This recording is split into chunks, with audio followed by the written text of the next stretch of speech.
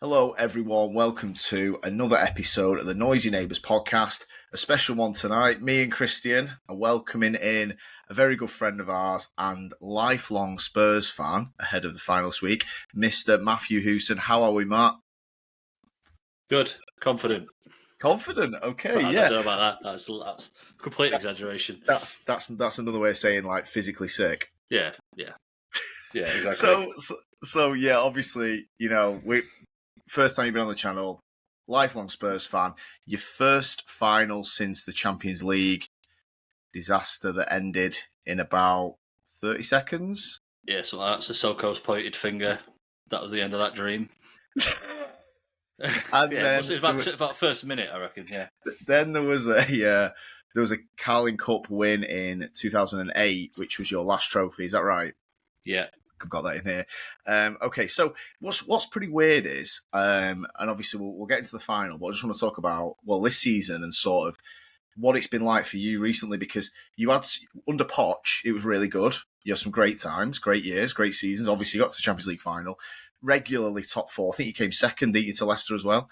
Yeah. But never won a trophy under Poch, right? Now, you are in a final. Yeah. But you are 17th in the league, right? Very similar to the season we've had, obviously. But safe.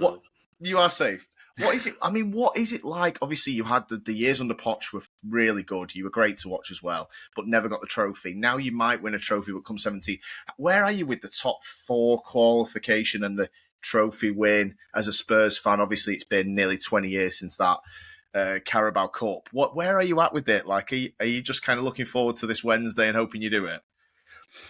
Pretty much. I mean, it's a complete fact that if we win the trophy, then it's our best season since probably before 2008. Because before 2008, believe it or not, we were trophyless for 9 years, and everyone was talking about how they've gone 9 years without a major trophy. So, wow, okay. And that major trophy was the Carabao, or whatever it was then, Carling Milk Trophy. So it's a major European trophy, and the biggest thing we would have won probably since the 80s. Yeah, I think I actually saw you beat Wolves in 1971-72 when I was looking today. I think it was in whatever the UEFA Cup was then. I don't know if that's true or not. Spurs were the first winners of it. Right, okay, right. Yeah, in fact, I think I've seen that actually, yeah. So, I mean, wow, right, okay, great. Good omens. Not for me, obviously. So this season, obviously, with Ange, I think me and you, Christian, have always spoke positively of him, haven't we?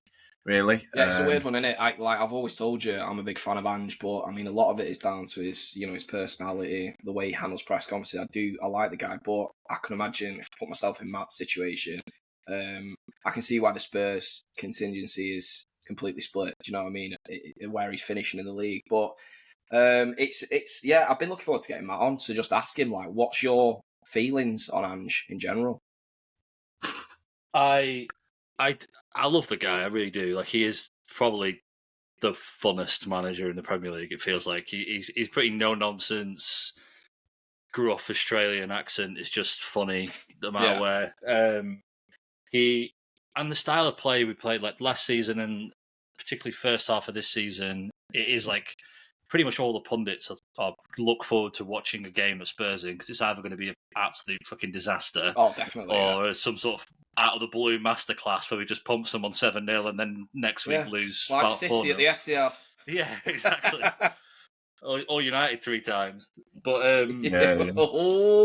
it's I kind of gave up on the season pretty much before Christmas. I kind of was like, whatever. I'll just watch the Europa League, Europa League journey. I think that's what the players have done, isn't it? Really, as well. Yeah, it seems like it.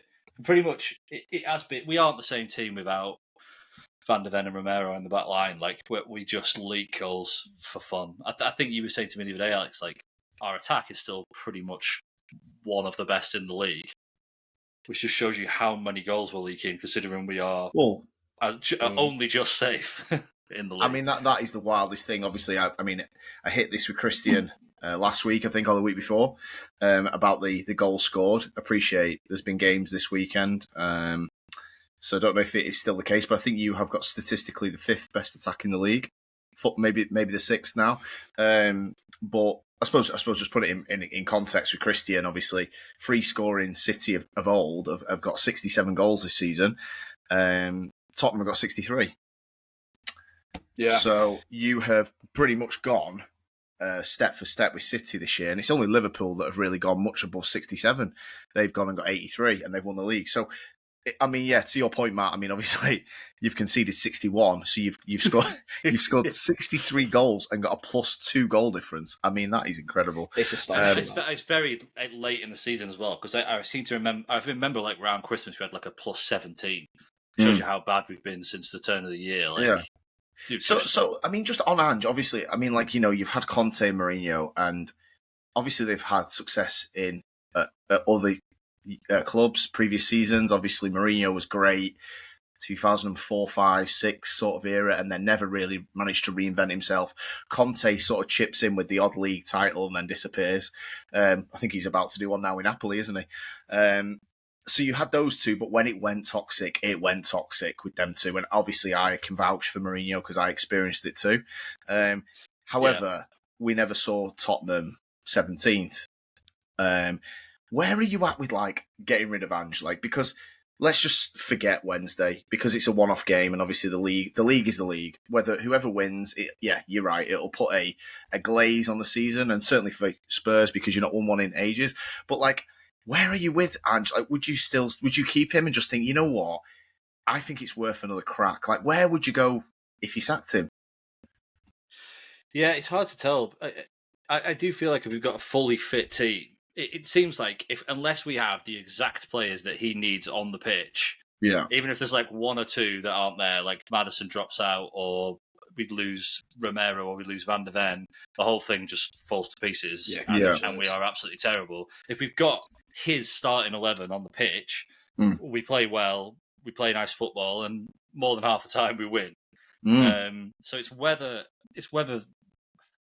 if he wins, I say, he's earned another tilt at another season, because he'll be the first one to have done it in a long time. And you mentioned people like Poch, Redknapp, Mourinho, Conte. None of them were able to do it. So I'd give him the benefit of the doubt for another season. If he makes it a season, I think if it started going in a similar track early next season, and we were in a relegation battle for real, then I don't think he'd hang on for very long. But I think he might earn his place for a little bit longer if he wins the Europa League. Maybe. Yeah. I mean, obviously, I'm in a little bit of a similar situation because United are 16th. Yeah. However, we've not had. I don't feel like we've had the highs in the league. I don't think 17th actually reflects Spurs.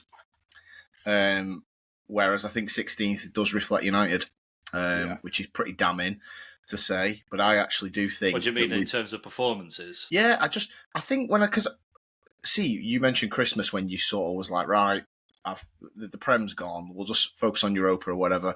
I remember December time, and obviously Christian will as well. You went to the Etihad and won 4-0, and it was just blistering attacking. I know at the time we didn't realise how much City had regressed, but I was watching that going, right, the back. Spurs of last season, I know you came 5th, but you started the season, you were top for the first 10 games. I was like, right, Ange has got it back. Like you said, I think you must have had a strong team that day. And then obviously, I think after that, you went back to the losses and the draws, obviously, and the conceding goals all the time. So, whereas I don't feel like we've had anything like that. I look at the wins and I think, okay, Tottenham have won 11 games, United have won 10. I reckon a lot of those 11 wins from Spurs will have been 3-0, 4-0, 5-1. There will have been multiple moments where you would have gone, we're back, we're onto something again. And just found that sort of thing. A lot of ours won't have been like that. It'll have been 2-1 late goal, 3-2, 1-0 at Fulham with a deflected goal. I just don't feel like we've even got up the mountain. The best Spurs, Alex, I feel, can compete with the best teams in the league. The best United is still probably 12th in the league. Yeah, I agree. I think that's the fairest way to put it. Whereas Tottenham, at their best, can actually compete. And that's why this game is just huge in it, because we don't know what level both teams are at currently, because all we can the league form of both teams is pathetic, but like you mentioned, they are both at a point where they're just dipping games. They don't look arsed. And even going off the Europa form is sticky, isn't it? Because you've both been, United have had them very strange comebacks and things like that. Tottenham have sometimes looked flat. I watched them in one away game and it was just a really bad first leg. So it's so tough, isn't it?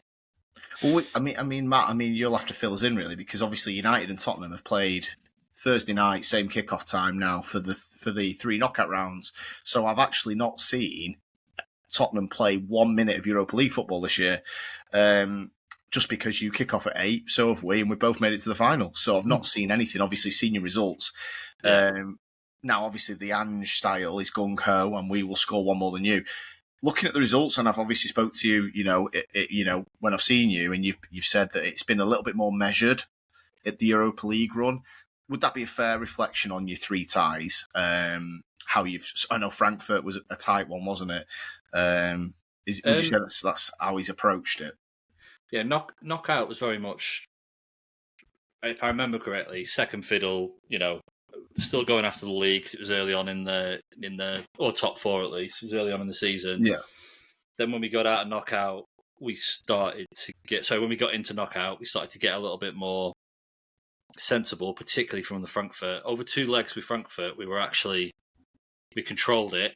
It wasn't gung ho. It wasn't swashbuckling. It was like defending well, breaking them down, scoring, being sensible, very mature.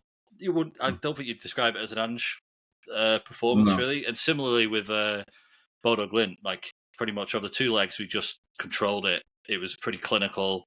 You didn't really make into it control. You didn't really do a Spurs and make it like really interesting, did you? No. Which obviously, Christian, to your point, we did against Leon, didn't we? As in, you've been doing it every time, haven't you? I say interesting. We literally knocked ourselves out and somehow came back from the dead.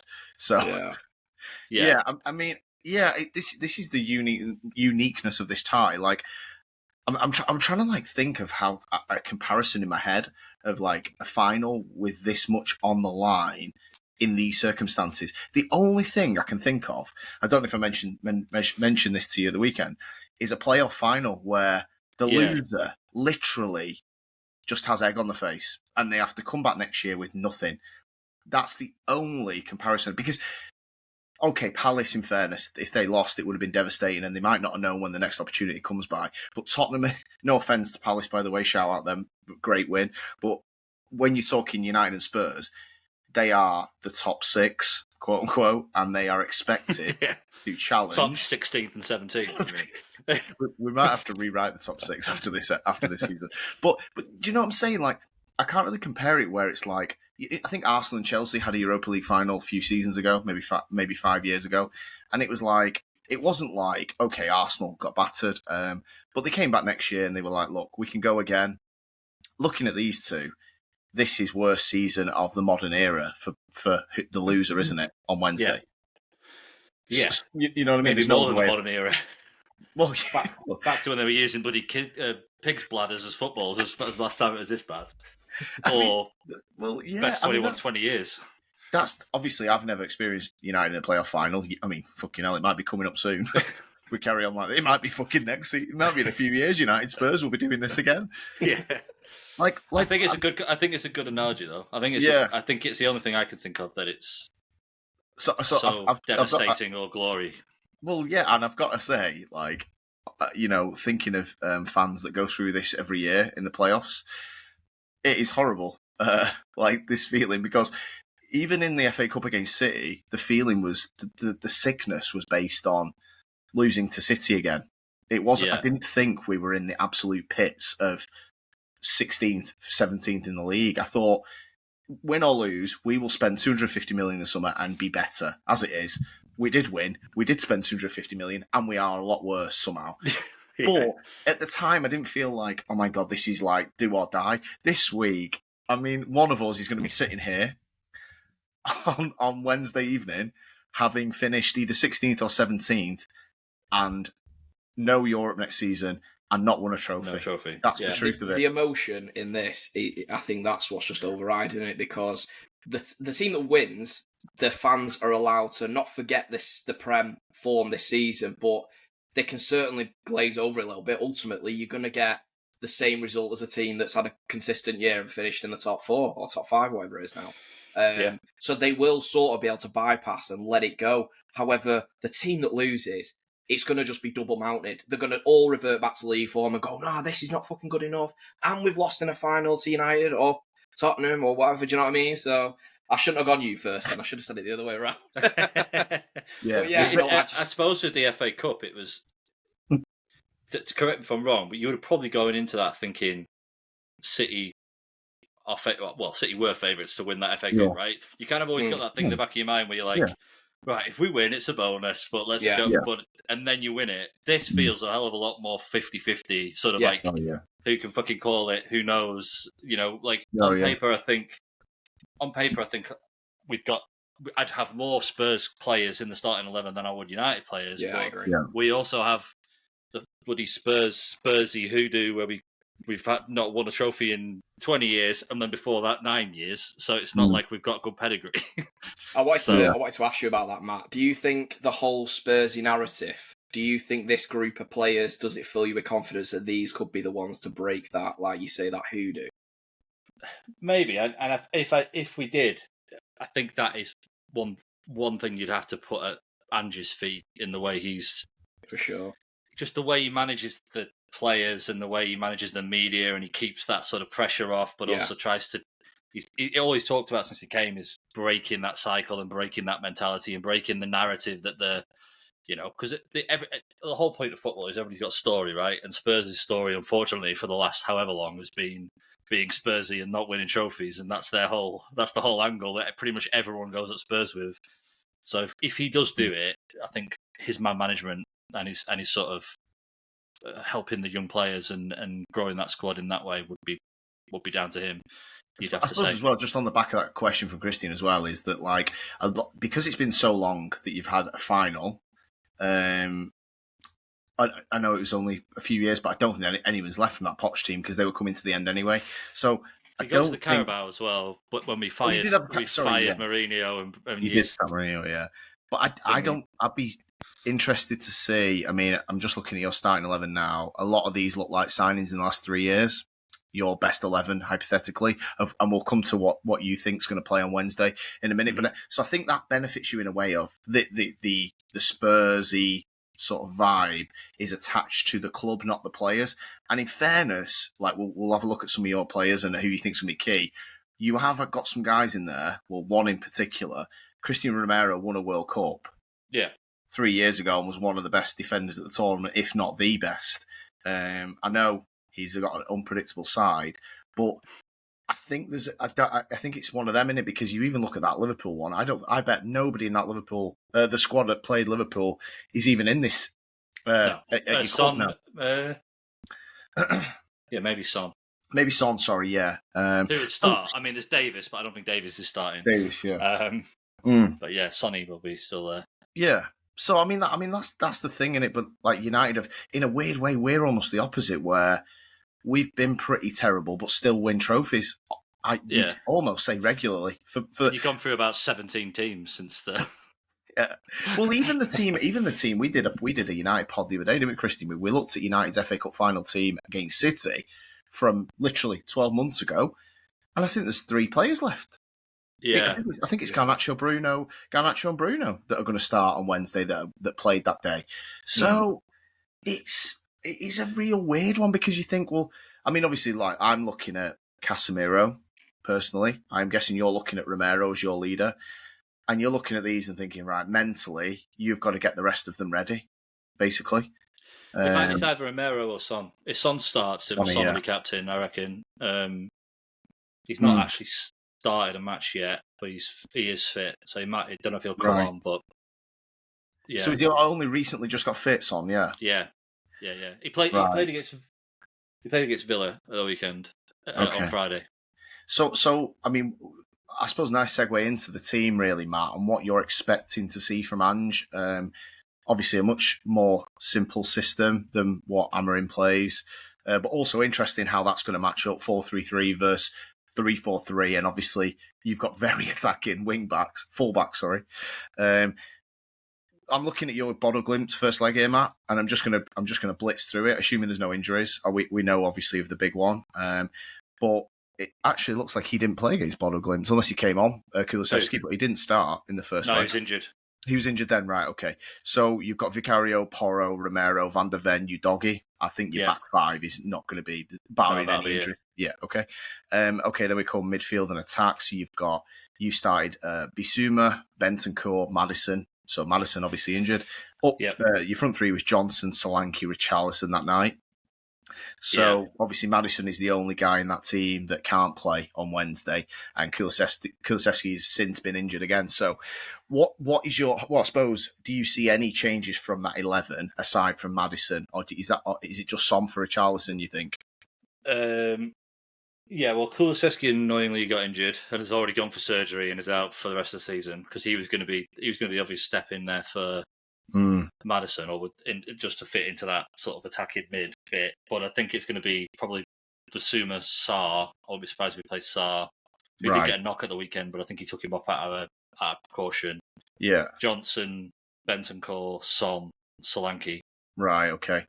So you're going with three centre mids then, really? Because Bentancur's not really a 10, is he? You're going with like almost a flat 3. Yeah. Yeah, I think you will as well. What do you think of that, Christian? How that might line up for Tottenham? Do you think that's sensible from Ange to? Because he could bring Son in for Maddison and still play that front three of Richarlison, Solanke, and Johnson. But obviously, then you'd only have two midfielders. Do you think that's probably what he'll do? I think a flat 3 works better. I don't think he's going to start experimenting, is he, and doing things he's never done. Son's better on the left as well. I think that's his better position. Yeah, I can't see him doing anything too mad. I think a flat 3 is probably the best case scenario because United do tend to struggle against teams that have more physical. You look against, I'm not saying it's comparable to the Newcastle flat 3, but I do think United struggle because of the lack of legs in there. I mean, Casemiro, he has come into his own a little bit recently, but I think if you can gain control of the game, Spurs, I think that's a massive power play, certainly. Yeah, I agree. What would you say? I think they'll go with that team. I think that Son or Richarlison, I don't know. I think he might lean Son.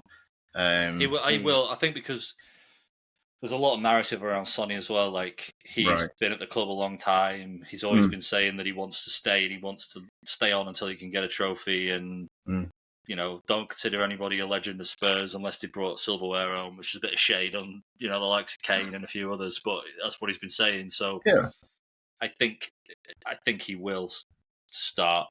Whether he stays on the whole game, I don't know, but I think he will start. Yeah, I think he will, to be honest. So I mean, your team feels a little bit more. I think you can pick it. I think United. I was going to say, Alex, with your midfield, like, who do you think matches up with them? Then their 3. Who's coming in with you? Ugarte player.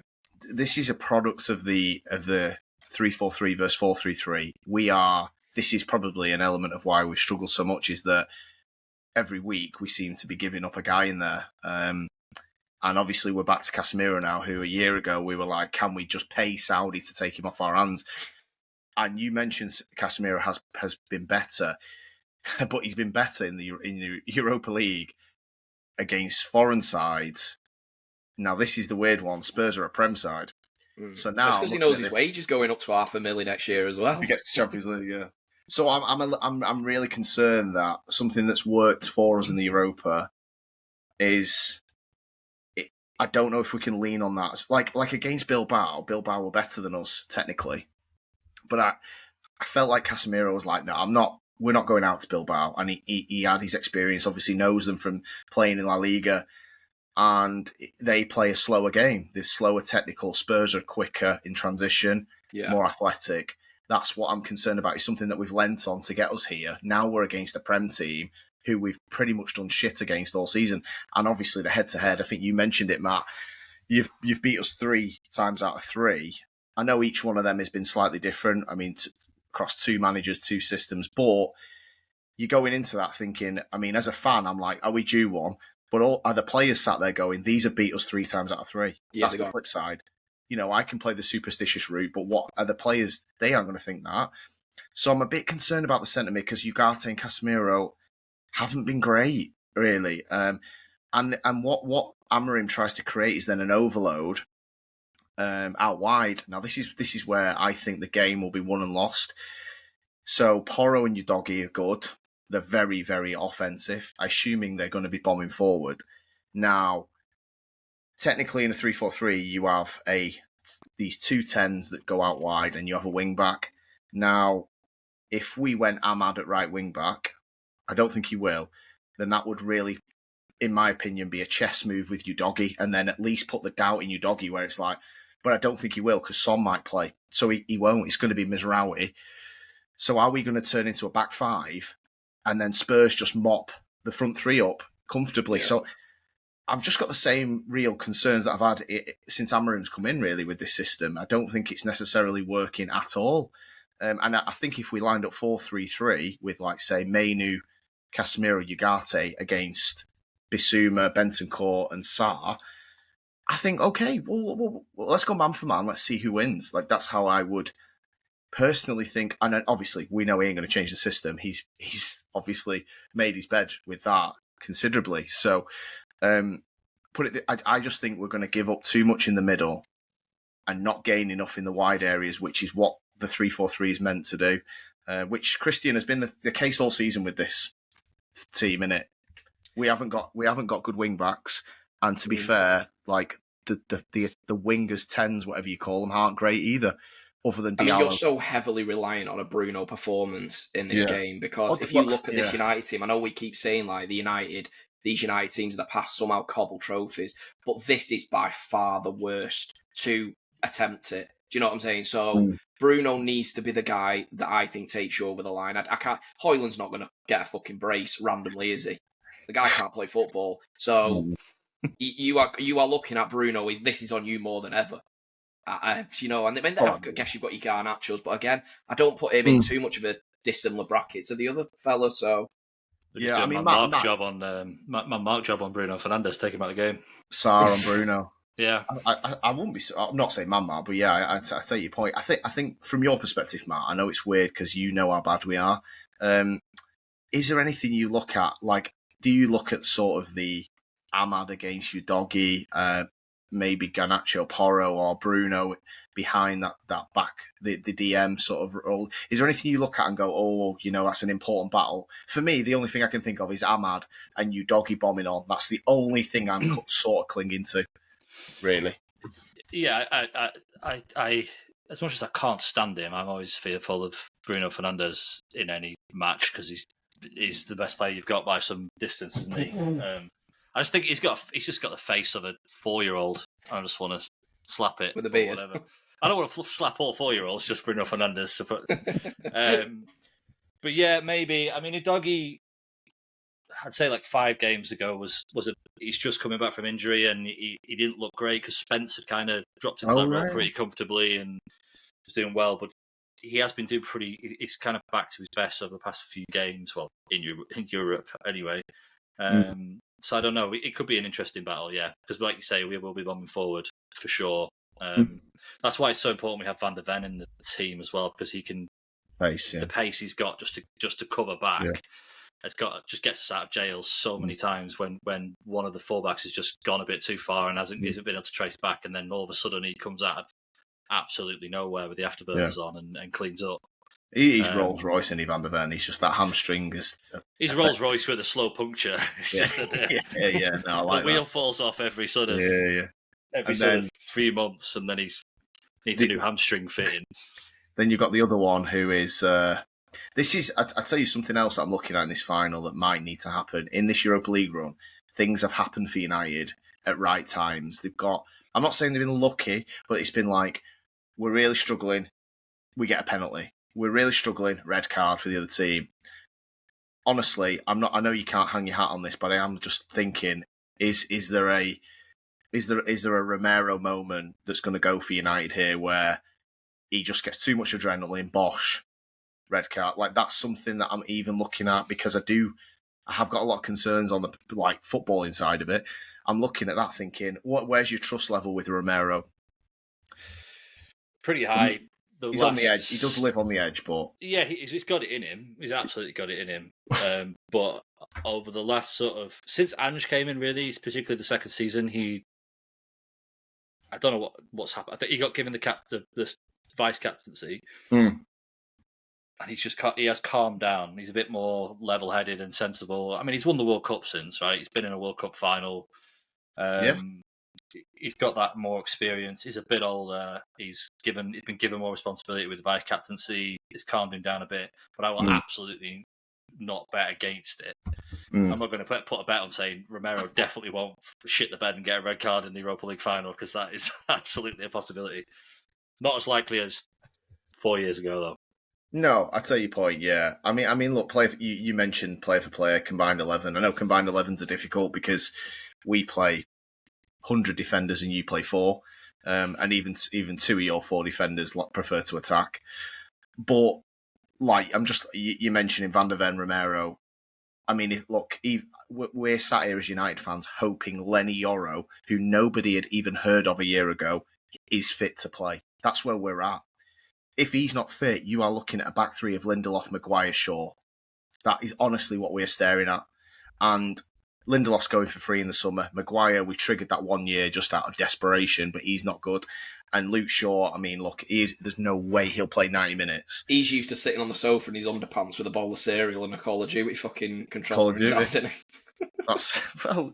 This is it. And then you've got, like, the wing, you sat here going, I wish Dalot were fit. And Dalot's crap.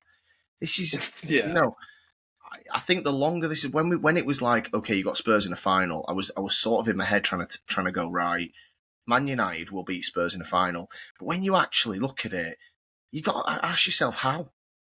How are we going to do it? Because you are losing games in the Prem, but Ange has just literally middle fingered the fucking fixture list in the Prem, hasn't he? He's not even like Amarim. On Friday was. I was going to ask this because obviously I saw your recent losses, but I've not actually seen your team lineups. Has he just completely gone fuck it with all them games now?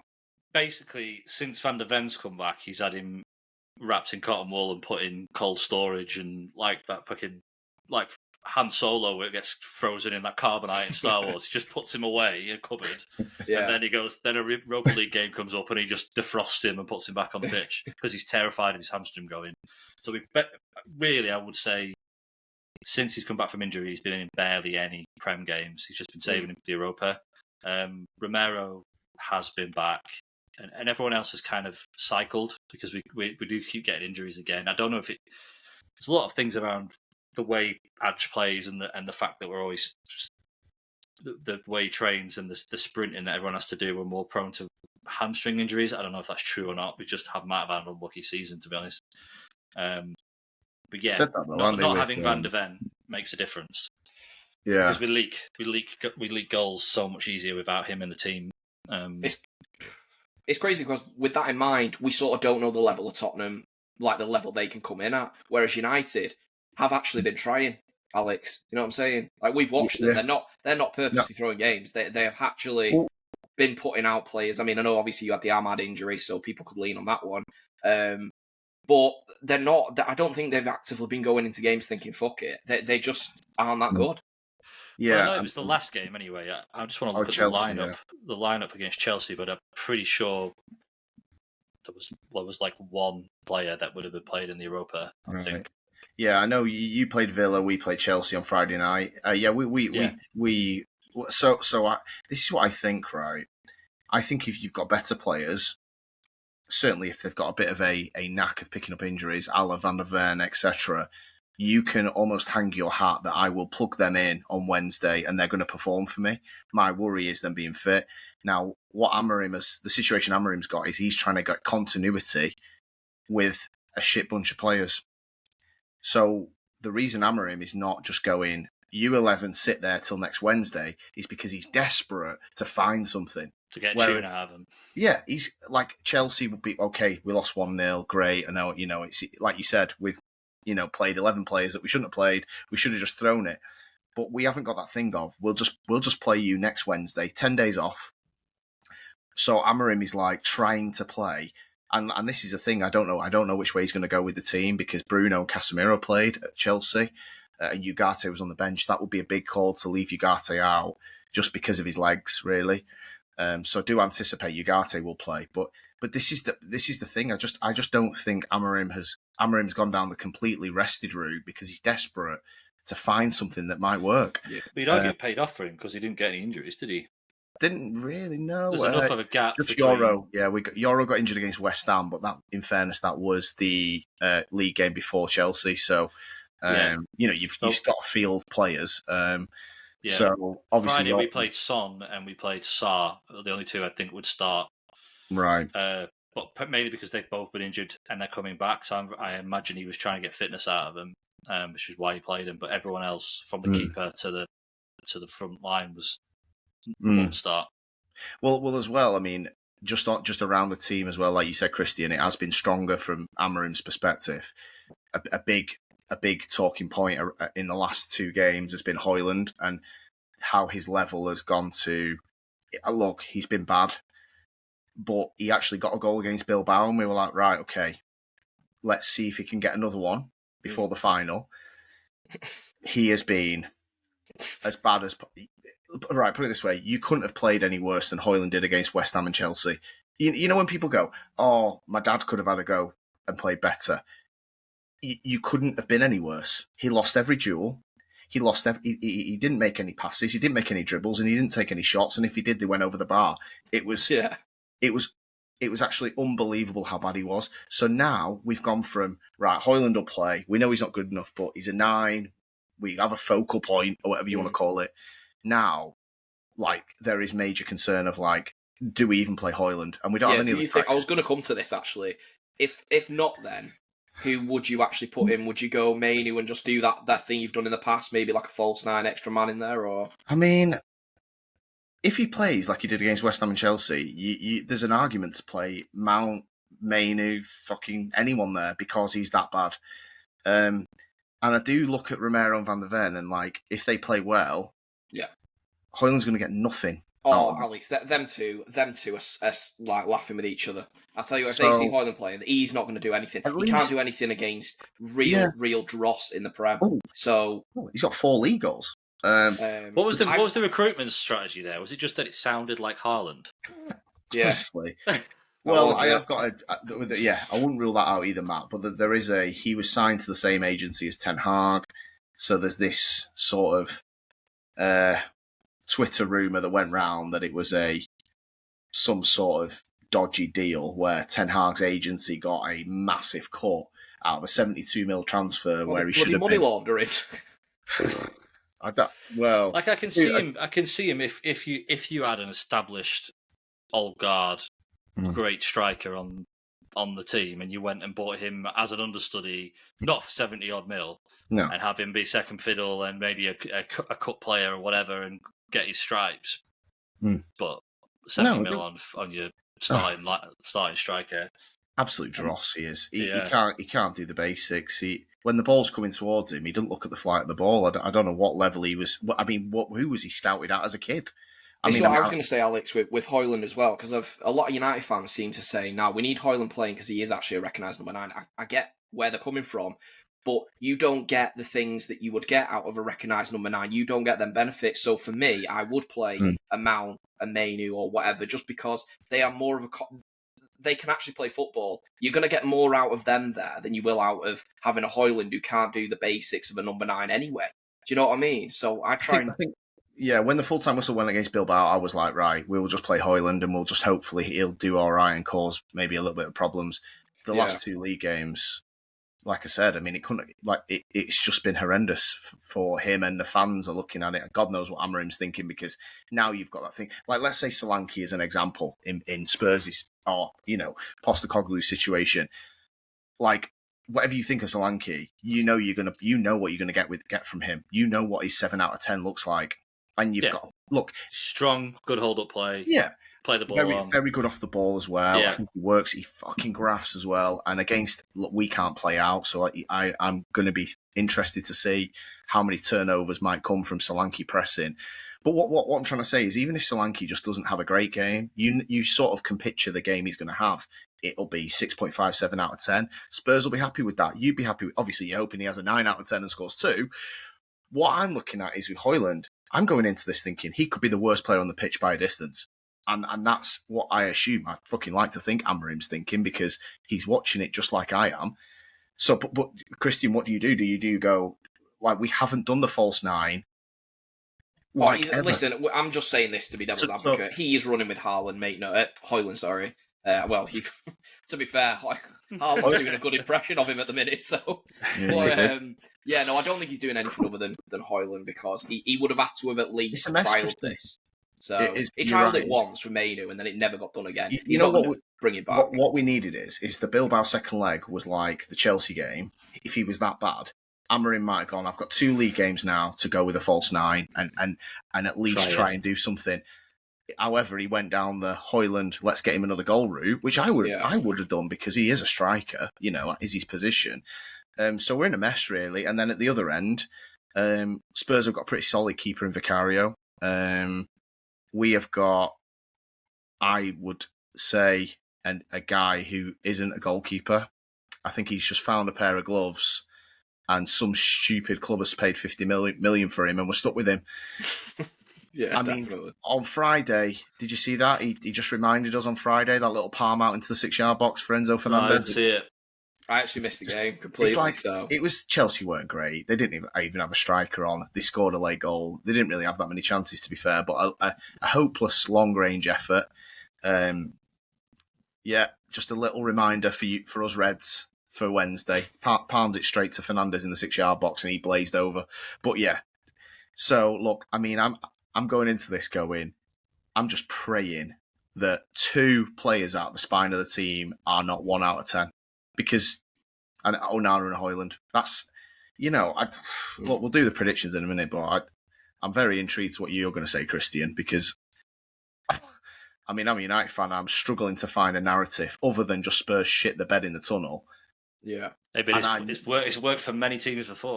Yeah. It's definitely a winning formula. Yeah, and I mean, we've literally shit the bed before with Lasagna Gate, so there's that option as well. Brilliant. So yeah, mate. I don't really know. I mean, look, looking at the 3 wins this season, Matt, is there anything you can take from them, or do you just think that Wednesday's a game on its own, or do you feel quite good that you have beat us 3 times? I don't. In a knockout final, I don't think you can really take into account like who's beat who over the season. I think you just have to look at that game. I think, like I said to you when we were in the Carabao semis. No, quarters, right? United v Spurs. That was our third match. Yeah, I think it was a quarter, yeah. I had a feeling we were going to win that game because I think I said to you at the time, it feels like we're both leaky and it's going to be attack versus attack, and whoever manages to score more goals on the night is the one who's going to win it. And that's kind of like panned out, although you did scare the shit out of us towards the end of that game. Yeah.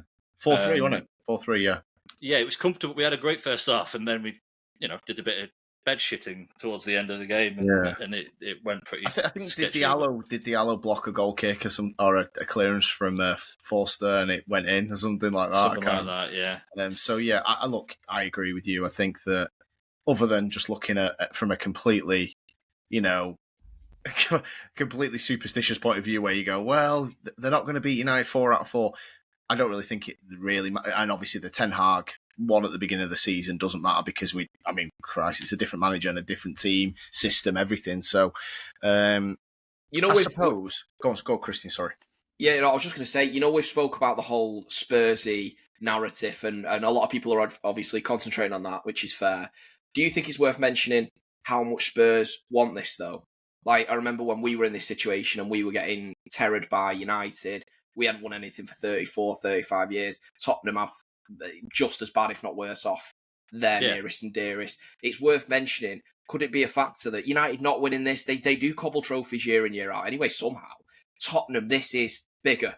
I think that it's worth a mention. You know what I mean? Do you think that could be a factor? Yeah, and I mean, 100% that they will want it more than, well, I can't say they want it more than United. The players on the pitch on Wednesday, the United players will want to win that trophy. They're not going to be like, we cobbled together a Europa a few years ago, we're fine. But like you say, the recent history of Spurs is a lot worse. And I think yeah, I don't know. The Spurs players should know it means more to the Tottenham fans. A loss to United is just like, right, well, it's a shocking season anyway, and we've gone and lost that. To Tottenham, it's even more devastating, because Tottenham are like, right, when are we going to get this opportunity again? We are actually in a cup final. This is devastating. I was just going to say about the opportunity as well, on the back, just piggybacking on what you said there, looking at this United team, the opportunity, this isn't a Sevilla or a Bilbao even. You know, if you had Bilbao and they had their front three available, I know we beat them 7-1 on aggregate, but it was a weird tie. This is like, United. You've seen it all year. We've got a misfit squad. We've got a manager who plays a system that doesn't suit the players, and you've got better players player for player. Is that a big thing for you and the team? Do you think where this is the chance now? Like, this is your opportunity to go and win one. Yeah, but imagine on the flip side how fucking damning that will be when you say you got to your European final and you were beaten by arguably one of the worst United sides in fucking forever. I mean, how many teams have done it? Yeah, a few teams have done it this season. Newcastle got on and they broke their duck for how long? Palace at the weekend broke their duck. Someone else as well. Bologna at the weekend. Bologna as well, yeah. Kane got a trophy. All these good omens. But the joke is though, trophy-wise, Tottenham are underdogs, but they're not underdogs if you look at the two sides. So I don't really know if we can even lean on that. I think, look, the odds are actually 5-4, 10-11 or something like that. It is literally, like, the bookies have got this. Yeah, it's 50-50. Yeah, no one knows. As close to 50-50 as a bookie can lay it. I mean, at least they were last week. I don't think anything's changed since then. So, they got it. The way we either of us show up to any game at the minute, you don't know. You do not know, do you? How would you lay have no idea how they're going to play. Like they could, like we say, Ange could come out, absolute masterclass. We absolutely dick United 4-0, and everyone's like bowing at his feet, or we just are so cagey, shit the bed. You nick a couple, and both of those things are equally as likely in my head. Yeah. That what's crazy is like even if one of them raises their league form even slightly, and the other one stays at their league form, the one that stayed at their league form is going to get absolutely fucking trounced. Yeah, someone can raise it to a 10th in the league form. Absolutely. That is what's really concerning from my perspective, is that I know that we can't go that high, really, within reason.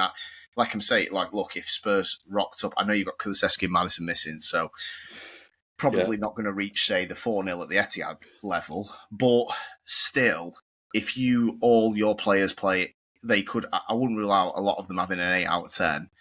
You're going to win 3-0. And whereas I know with that, my team will not have an 8 out of 10. It is going to be, like Christian said, a Fernandes free kick, get us 1-0 up, shithouser it to 70th minute and try and get another. So is that what you think, Alex? Are you honestly sort of basing this on moments? Things need to happen for United. You mentioned like a Romero red, things like that. Is that honestly how you think this game has to go in order for United to lift the cup? Yeah, look, well, let's do predictions then. Yeah, I'll go first. What? Obviously, I'm not going to sit here and say I think Spurs are going to win, right? There's two questions there. Cool. So you're going to lie and you're going to tell us United will. I will. I'm going to give you my this is how United are going to win argument. If I had £1 million, I ain't putting on United. So, but I'm not going to sit. I want to at least. I think if I'm going in thinking we're going to get swatted, then. You know, it's not good manifesting. I want to try and manifest something. Romero red is one thing I'm about to mention. So you can see I'm clinging a little bit here. No, seriously, I think that, look, there's been times in the season where we sort of tightened the defence up a little bit and sat in with, I think of like the Arsenal game at home, the City game at home. I know they are bad games for the neutral, and they were 1-1, 0-0, and even the Spurs away game in Feb, I think when it was 1-0 to Tottenham. I think that I'm trying to pull from that they can sit in with a back five for a bit with Casemiro, Ugarte, and then I'm hoping Spurs overcommit and get caught, and I think that's what I'm clinging to. I do think, though, the fragile mentality of these two teams. I know it's cliche, and I hate it when people go, "Oh, the first goal's a bit," but this is. I will be stunned if the team who scores first does not win on Wednesday. For both teams, I just think from Tottenham's perspective, they'll probably collapse because they deep down think they should win, and the pressure is on them a little bit more. From United's perspective, we can't score two, so I just think mathematically we can't win. So I'm going to cling to a United shithouse 1-0 win. But I wouldn't if Tottenham play bad, I wouldn't rule out extra time either and pens. So that's what I'm clinging to. I'll go 1-0 United in absolute chaos at the end. Go on, Matt. You go first, then we'll get the neutral. I've had a score in my head for the past few days, and it kind of comes down to what you're saying. I think if we manage to nick one first, because I think if United do go for a 5 at the back and we are just sort of having to try and break that down, if we can nick one and then force United into action a little bit, I've had 3-1 in my head. Okay. Spurs. At least we're getting one, eh? I've absolutely no basis for that other than get a random score pop into your head, and I want to manifest it into reality just by saying it out loud. That's the thing. Just before you go, Christian, I don't really want the 1-0 hell. Because, yes, I'm trying to manifest something, but that is like heart attack central. You know what that brings, yeah. I know what that means. I know that board's going to go up because there's going to be time where it'll be 8 minutes added on and they will be absolutely fucked and Spurs will be throwing. Yeah, so, look, I'd love to manifest a 3-1, but I'm trying to do something realistic. Like I said, I think if Spurs don't play great, which I'm hoping happens because I think we need help, I wouldn't rule out extra time, to be honest. And extra time, it goes quick and it could easily be a shootout. So it could easily be because, again, like we said, that Spurs want this and need this potentially more than United. Well, definitely more than United need it. And Ange's got this resolve of like, I ain't changing, I'm not doing anything. But the past few games in Europe, he has been a bit more sensible. He knows that they're in a final. It's one game and glory. He's not going to go up with the old 9 on the pitch, high line Chelsea swashbuckling Spurs from back in the day. So I could equally see it just 2 null fucking entities grinding it out until the penalty shootout. I don't want that 3-1 Spurs. Yeah. just before you go, Christian, Matt, if what I said about the team scores first will go on to win, what do you think about that from your perspective? If Spurs go behind, are you concerned about what that will do to the 11 on the pitch and obviously the anxiety in the stadium where it's like, this is our opportunity here and we're going to gaff it? Like, are you concerned about that or do you think, no, we'll be okay? Depends on when it happens in the game. But I think if it's earlier on, no, I wouldn't be that worried. Just because it's time. We've done that a lot. This pretty much for half of the season. The pattern was we went 1-0 behind and then we won 2-1. That's something that Ange has managed to instill is keep going. If it's dragging on a bit and it's middle half of the second half and 1-0 in, I think the players' heads will drop and that would be a big problem. But if it's early first half, not that I want it to happen, but I'll cling on to that then. Around 60th minute, I'll get my prayers out. Yeah. Right, Christian, you've got two sides of the coin here. I'm really interested to see how you play this because obviously the bookies have got it 50-50. Where are you going with this? It's as close to 50-50 as it possibly could be. I do think it's going to be the opposite to you. You went very, close margin. I think it's just going to be chaos. I think 3-2 Tottenham. I'm going to go with. I think Tottenham are going to start strong. I think they could possibly take like a 3-0 lead. And then I think United are going to come back and it's going to be a seriously shaky end. Oh my God, I can see that. Honestly, that's what I think. But what I will say, just to quote what you were just saying, asking Matt then, if Tottenham do go behind, I'm seriously concerned of their mentality in a final. Because the nerves, they know how much it means. Could they be over trying? You've got to take all factors in. It's an absolute shootout in it. But if United do go ahead, I am so worried. So we'll see what happens. And also, if United did get an equaliser, in my theory, I think if that goes to extra time and pens, again, I'm worried for Tottenham. But I think that only because United have got that experience going into these competitions, into these finals. Tottenham haven't, and a lot of them players haven't, apart from possibly Romero. So yeah, but I do think they're going to get it over the line. I think Tottenham are going to do it. I think they're going to break the hoodoo. And yeah, I hope you do, Matt, as well. Come on, Spurs. Oh, when the Spurs. I wish I didn't open my mouth Saturday with Palace. That's the thing. Like, I do think that I honestly think for the neutral, it's got to be the most anticipated Europa League final. It's so entertaining. It's literally could not be poised any more ridiculously. No. It's like two big teams, okay? Two very expensive teams, two charismatic managers who speak really well, both of them. Fan bases who are obviously, look, I won the FA Cup last year, but there's also that thing of you don't want to be the team like Liverpool lost it to Newcastle. That will be in history where, do you remember when we beat Liverpool? Palace, no, obviously you know this, Palace fans will be like, do you remember when we beat City? I really, and United fans, do not want to be do you remember when we beat United for Tottenham? And also, a lot of people take the piss out of Tottenham. So that's the attachment is that as well. But I'm interested. The first 20 is going to be really interesting because I've not watched loads of Tottenham because of like obviously as the season's gone on, even Matt's saying he's not tuning into the fucking league games as much. You know what I mean? Yeah. So, and vice versa, you're not tuning in to see us either. Which I think is why that's a really good argument, and why I think what Wenger said was a load of shit, right? Because if you imagine right now, you had Villa and I don't know Brighton, who had made it into the Europa League final, both of whom are still fighting for top four. They're not going to be.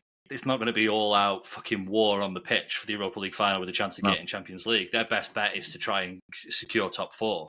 Yeah. The chance of getting into the Champions League means that we have been putting all of our eggs in that basket, making the competition more interesting and ultimately getting a better spectacle and final out of it. It's never been raised before ever until Spurs got into the Europa League final and then Arsene Wenger fucking pipes up. But no, you're right. I mean, when Sevilla won it a few years ago, they were 13th. Nobody batted an eyelid. Like you said, there's you can't play the argument in this direction because when the first ball was kicked in the groups, everybody knew the winner gets into the Champions League. Yeah. So yes, it's not great that we've binned the league to this degree. I know Spurs have gone one step further than United, but they're the rules. Like, look at it. Look at, he tried to play a bit of a good team against West Ham, and Yoro, who would have been starting, got injured.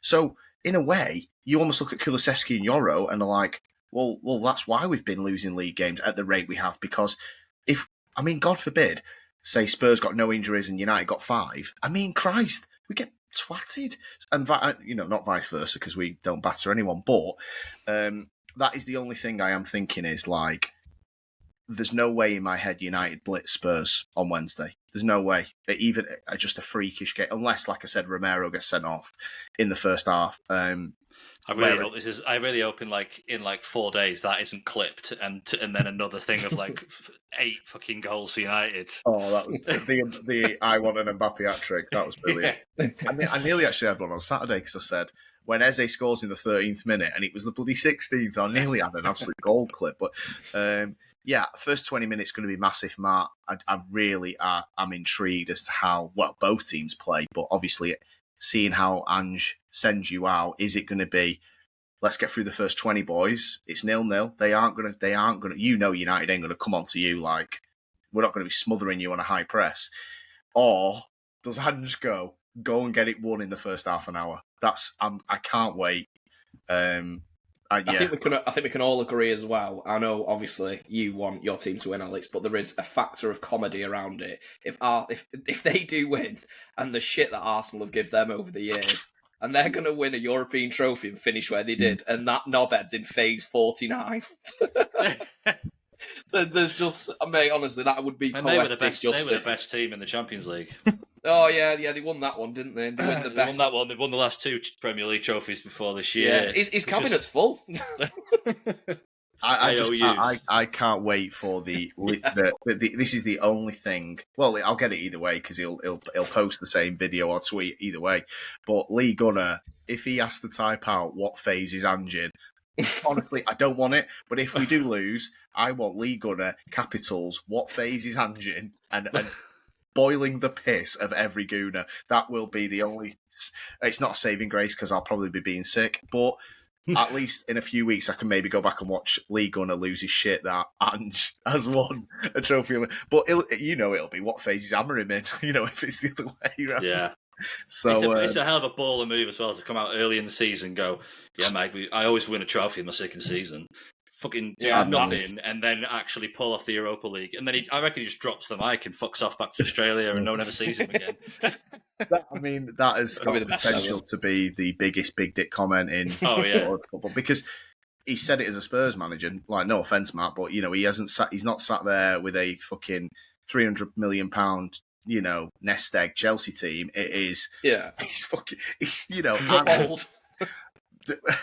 So look, and then obviously like you mentioned Arsenal, Christian, and then the Spurs Arsenal rivalry. As well, the flip side to is United City is if United get it done Wednesday,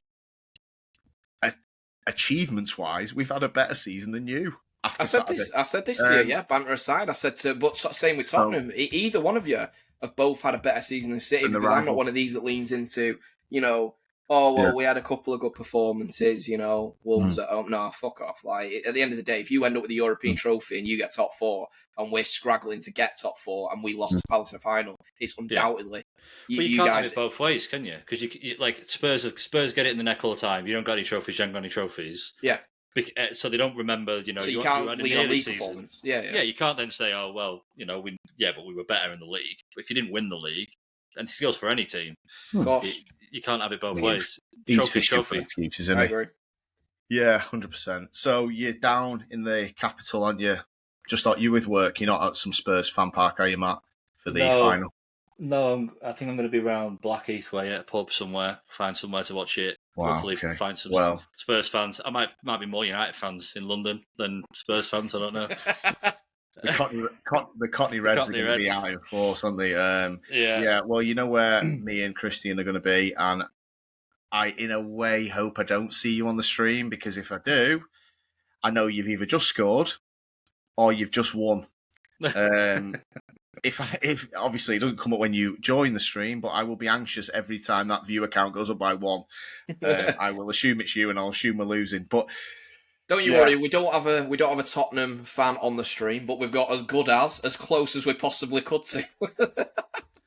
Yeah. So we're all good. It's just a shame how it worked, really. Me cheering Palace on 3 days before United have a final. I don't know what I was thinking, really. I do think I was quite nice, though, wasn't I? On Saturday. You were the words coming out your mouth were, but you were doing this, like, the whole way through. It's all about the facial expressions. My facial expressions were funny is because, like he was just, I don't know, you were just slagging off Stuart Atwell's family after the VAR decision.